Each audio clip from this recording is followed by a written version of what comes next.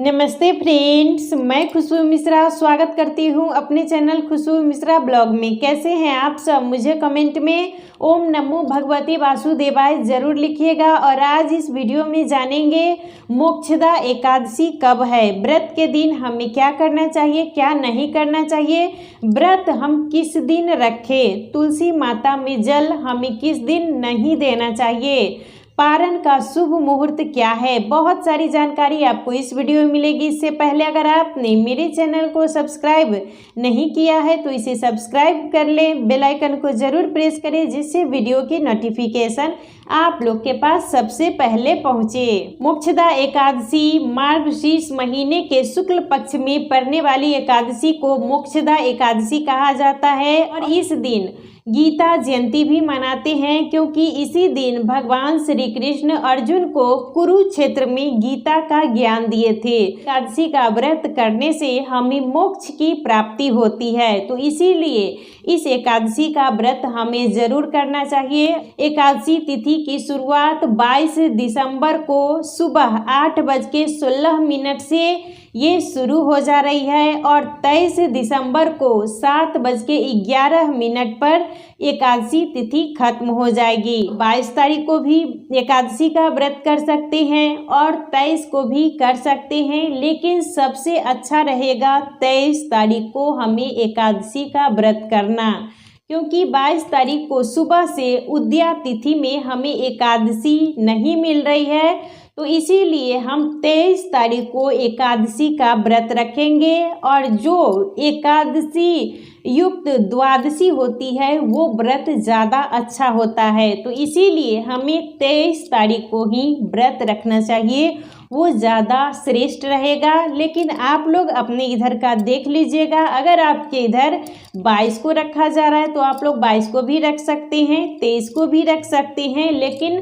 सबसे जो श्रेष्ठ है वो 23 तारीख को ही हमें मोक्षदा एकादशी का व्रत रखना चाहिए। व्रत को करने से एक दिन पहले नहाय खाय किया जाता है, तो नहाय खाय हमें 22 तारीख को यानी शुक्रवार को करना है। तो व्रत से एक दिन पहले नहाय खाय होता है, तो नहाय खाय के दिन हमें बाल धो के स्नान कर लेना चाहिए, नाखून काट लेना चाहिए और इस दिन हमें शुद्ध सात्विक भोजन करना चाहिए, बिना लहसुन प्याज का और सेंधा नमक डाल के ही हमें भोजन करना चाहिए। और उसके अगले दिन हम व्रत रखते हैं, तो व्रत के दिन हमें सूर्योदय से पहले उठ जाना चाहिए, घर की आप साफ सफाई कर ले, उसके बाद आप लोग स्नान कर लीजिएगा। स्नान करने के जल में थोड़ा सा हमें गंगाजल रख देना चाहिए, उसके बाद स्नान कीजिएगा और साफ स्वच्छ वस्त्र पहनिएगा।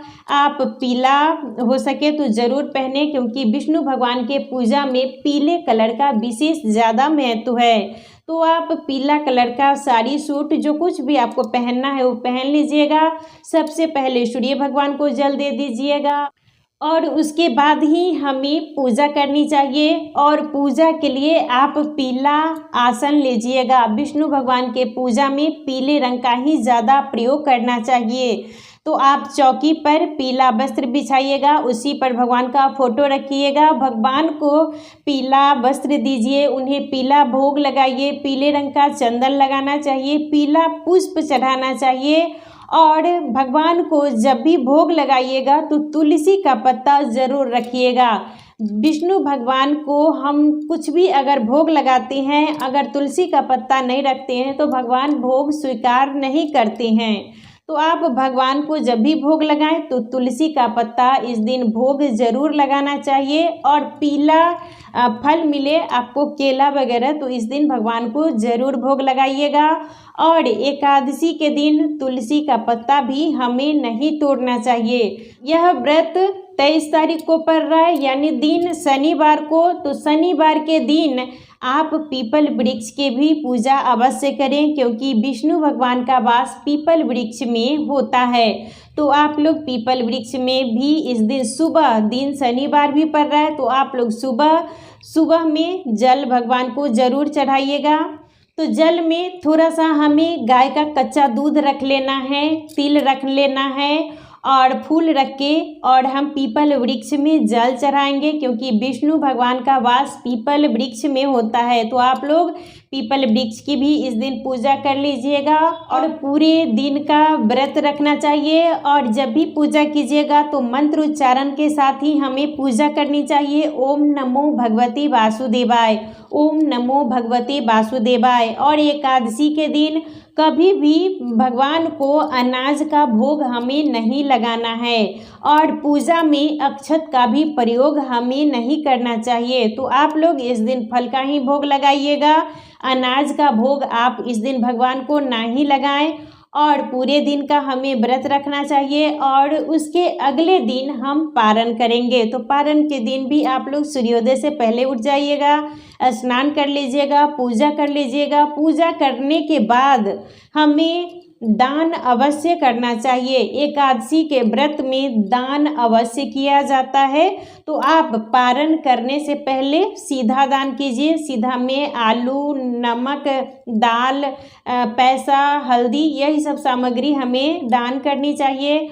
और पारण से पहले आप लोग अग्रासन निकाल दीजिएगा, यानी गाय के लिए भी कुछ भोजन हमें निकाल देना चाहिए और उसके बाद ही पारण किया जाता है। तो पारण आप तुलसी और गंगाजल से कीजिएगा। खाना खाने से पहले ही हमें पारण करना चाहिए। तो पारण आप तुलसी और गंगाजल सबसे पहले अपने मुंह में डाल लीजिएगा, उसके बाद ही जो कुछ भी आपको खाना है वो खाइएगा। एकादशी का व्रत इसी तरीके से हमें खोलना है। एकादशी के दिन हमें तुलसी में जल नहीं देना चाहिए। तो आप लोग 22 तारीख यानी दिन शुक्रवार को तुलसी में जल नहीं दीजिएगा, क्योंकि एकादशी तिथि की शुरुआत 22 तारीख को ही 8:16 से शुरू हो जा रही है और 23 तारीख को 7:11 पर खत्म हो जाएगी। तो आप लोग तुलसी में जल शुक्रवार को ना दे, वो ज़्यादा अच्छा रहेगा।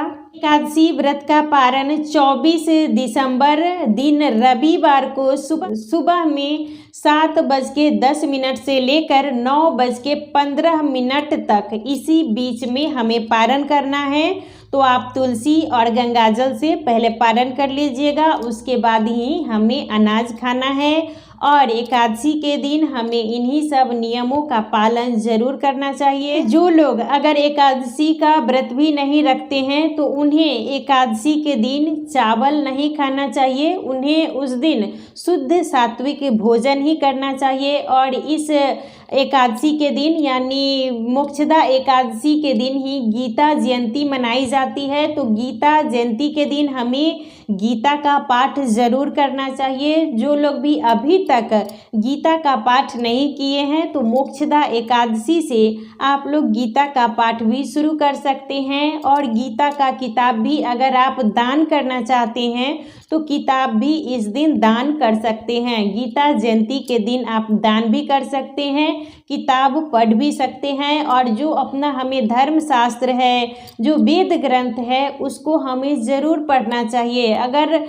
हम पढ़ते हैं तो हमें इससे बहुत सारी जानकारी भी मिलती है। तो हमें गीता का पाठ ज़रूर करना चाहिए और व्रत में हमें इन्हीं सब नियमों का पालन करना है। इस बार एकादशी का व्रत 23 दिसंबर दिन शनिवार को व्रत रखना है, ये सबसे ज़्यादा श्रेष्ठ है। और पारण 24 दिसंबर को यानी रविवार को करना है। और पारण का शुभ मुहूर्त मैं बता दी हूँ, तो इन्हीं सब नियमों का आप लोग पालन कीजिएगा। तो आज का वीडियो यहीं तक था, फिर मिलूंगी एक नए वीडियो में। वीडियो अच्छा लगे तो इसे लाइक ज़रूर कीजिएगा, मेरे चैनल को सब्सक्राइब कीजिएगा। फिर मिलूंगी एक नए वीडियो में, तब तक के लिए नमस्कार।